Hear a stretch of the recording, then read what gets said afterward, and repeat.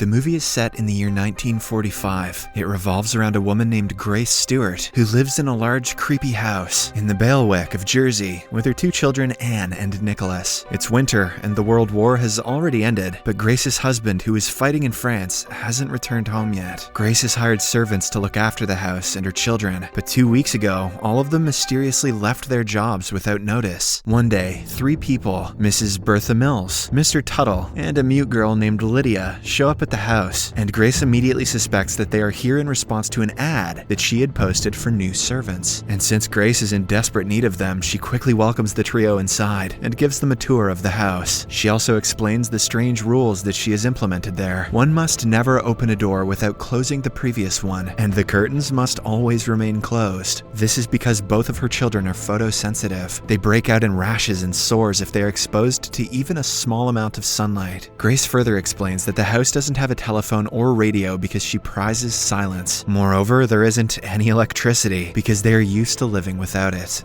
These people are vampires. The servants are weirded out by the strange rules, but nonetheless they agree to them and start working. Mrs. Bertha takes the role of the senior servant and serves the children breakfast. As they eat, the little girl Anne asks Mrs. Bertha if she too would abandon them like the other servants did. This puzzles Mrs. Bertha, and Anne reveals that their previous servants left the day Grace went mad. Worried about their family secret getting exposed, Nicholas yells at his sister to shut up. It is clear that something bad went down on that fateful day. When the two start to squabble, the noise attracts the attention of Grace, and she orders the children to finish their breakfast quietly. Grace then takes Mrs. Bertha to another room and confronts her for pretending to be a prospective servant. It turns out Grace found out that the advertisement she had sent to a local newspaper seeking servants was never published. Mrs. Bertha apologizes to Grace for keeping them in the dark and reveals that some years back, she, Mr. Tuttle, and Lydia used to work as servants in this very house. They had grown so attached to the house that they have come back looking for work here. Mrs. Bertha further claims that she was sure that a large house like this one would always need extra help. When Grace welcomed them thinking they had answered the ad, Mrs. Bertha just did not want to tell her otherwise. Hearing all this, Grace changes her mind and decides to let the 3 continue working for her, despite the fact that this is all sus as all balls. She then asks Mrs. Bertha if she is aware about the strange things that happen around the house. It turns out that sometimes people can be heard talking, whispering, and crying around the house. Mrs. Bertha confirms she is aware of the strange occurrences. However, Grace tells her that she doesn't believe in ghosts and warns Mrs. Bertha against affirming the children's beliefs that there are ghosts in the house. Here we get to know that Anne and Nicholas have reported to have heard and seen ghosts around the house, but Grace refuses to believe them. Later that day, Grace asks Mrs. Bertha about Lydia's muteness, but for some reason, the old woman avoids talking about it. After Mrs. Bertha leaves the room, Grace hears Anne crying in the other room. Worried, she rushes to her side, but the girl tells her that she wasn't crying. In fact, it was the little ghost, Victor, making the noises. Anne claims that Victor was crying because he doesn't like living in this house, and his pianist father doesn't let him leave. However, once again, Grace doesn't believe in the story and scolds her daughter for spreading lies. The day becomes night, and Anne retires to bed with her little brother. It's revealed that Nicholas is afraid of ghosts, and he refuses to believe that Victor exists. To prove him wrong, Anne urges Victor to appear and confirm his presence. When the ghost boy obliges and appears, Nicholas freaks out. He screams for help, prompting Grace to rush to their room. Enraged, she immediately punishes her daughter for feeding ideas into her brother's mind. Anne accepts her punishment of memorizing the Bible, but refuses to deny that Victor and other ghosts exist. One day, Grace hears someone running upstairs. When she goes to inspect, she asks Anne about the noise, but the latter denies hearing anything. Grace then presses her daughter for the truth, promising to not punish her. It turns out Grace is fed up with denying the truth and wants to get to the bottom of the strange occurrences around the house. Anne finally admits that there's someone in the nearby room. When she goes to inspect, Grace sees an invisible figure leaving the room, opening and closing the door behind them. Terrified, she rushes out and asks Anne about them. The little girl reveals that the ghosts claim to own the house, and they are now planning to reclaim it. Grace begins to panic, and she discusses the incident with Mrs. Bertha. The old lady calms her down, and Anne shows her a picture of the ghost family that allegedly lives in the house. It turns out Victor lives with his father, mother, and an old woman in the house. Anne claims that she has seen the old female ghost the most. Hearing all this, Grace finally believes her children, and she calls all the servants and carries out a ghost hunt. Bust out the peanut butter boys, we're catching Casper tonight. She orders them to open all the curtains so there aren't any dark corners where someone could hide. However, they fail to locate anyone. Instead, Grace comes across pictures of the previous owner owners of the house. She also finds a photo album, and strangely, in all the pictures, the people photographed are sleeping. Grace asks Mrs. Bertha about the strange album, and the old woman reveals that the people in the photographs aren't sleeping. They are actually dead. It's the Book of the Dead. In the last century, people used to take photographs of the dead in the hopes that their souls would go on living through the portraits. Grace is shocked by the tradition, and Mrs. Bertha comments that grief over the death of a loved one can lead people to do the strangest things. As expected, Grace is weirded out by the books, so she orders Mrs. Bertha to destroy them. Later that night, she sits down with Mrs. Bertha and talks to her about the previous owners of the house, who apparently moved to London. Grace again asks her about Lydia's muteness, and the old woman claims that the little girl stopped talking one day for no reason. However, Grace finds the story hard to believe, as she feels like Lydia must have gone through some sort of trauma for her to suddenly stop talking. That night, Grace wakes up to the sound of someone playing the piano. Must be the pianist father. The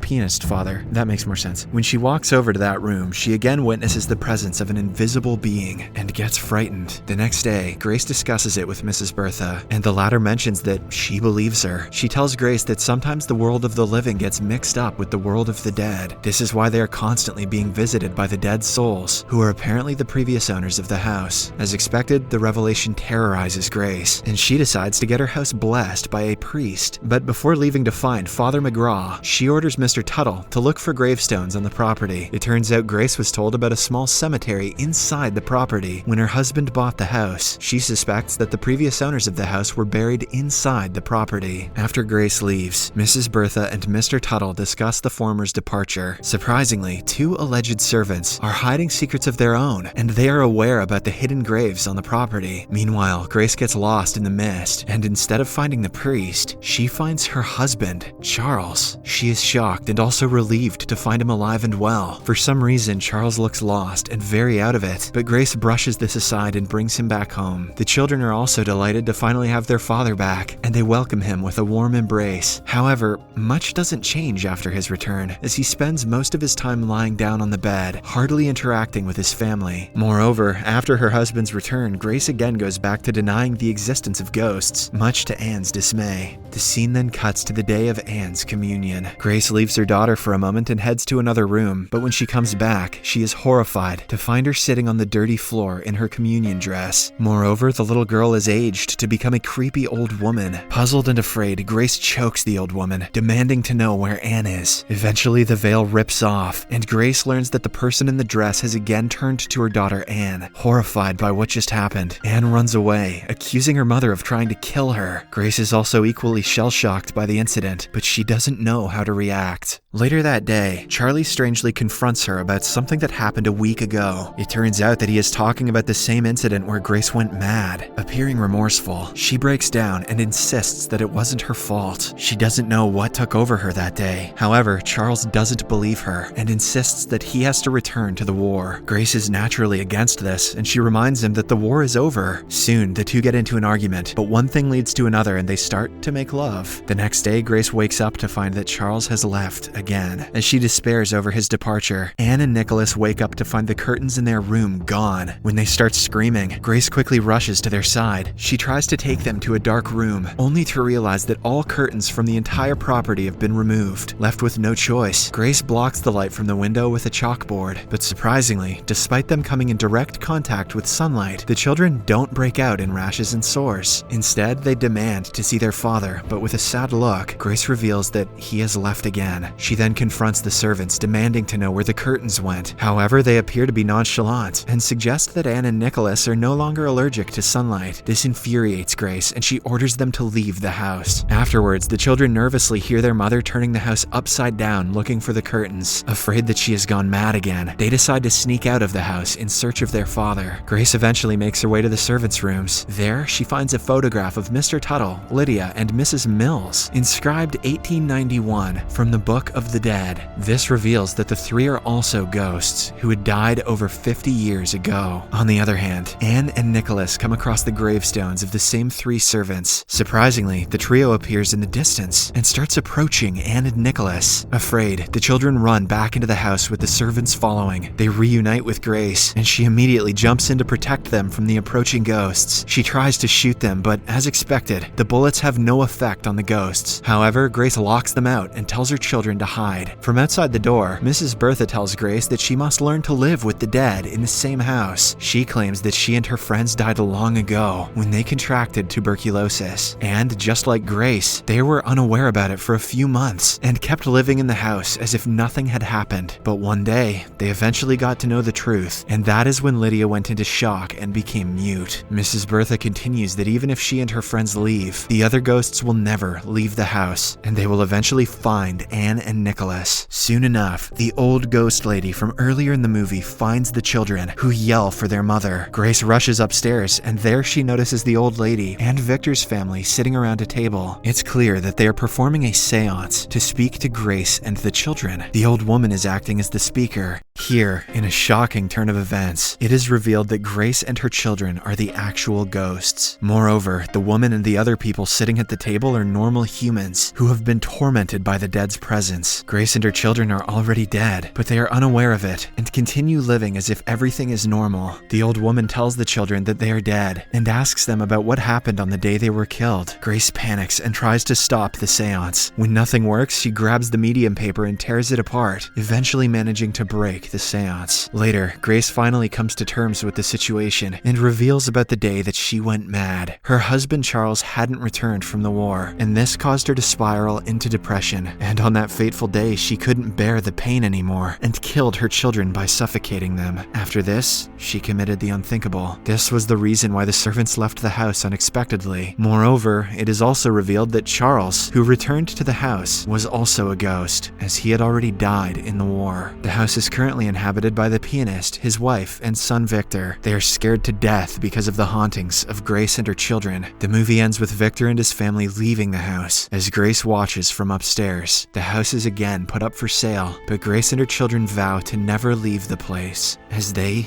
belong here.